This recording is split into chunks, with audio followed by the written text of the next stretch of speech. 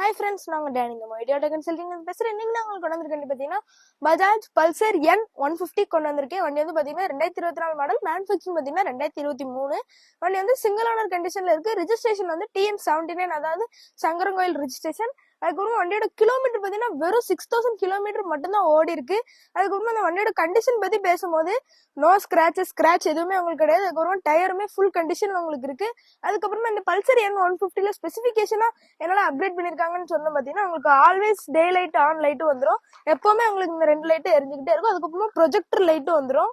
அதுக்கப்புறமா பாத்தீங்கன்னா உங்களுக்கு வண்டி வந்து மோனோ சஸ்பென்ஷன். அதுக்கப்புறமா ஃப்ரண்ட்ல வந்து உங்களுக்கு ABS சிங்கிள் சேனல் கொடுத்துருக்காங்க.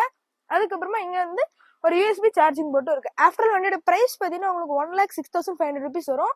EMI ஆப்ஷன்ஸும் உண்டு. நீங்க 40 to 45,000 இனிஷியல் அமௌண்ட் பே பண்ணீங்கன்னா மீதி EMI பண்ணிக்கலாம். அதுவுமே தென்காசி திருநெல்வேலி மட்டும்தான் பண்ண முடியும் எங்களால. வேற ஊர்ல இருந்து நிறைய என்கொயரிஸ் வருது. எங்களால வெளியே பண்ண முடியல. சோ இந்த வண்டி வேணும் அப்படின்னா கீழே நம்பரை கான்டாக்ட் பண்ணுங்க. அந்த மாதிரி மேலும் புதிய பைக் அப்டேட்ஸ் நம்ம பேஜை ஃபாலோ பண்ணி வச்சுக்கோங்க. தேங்க்யூ.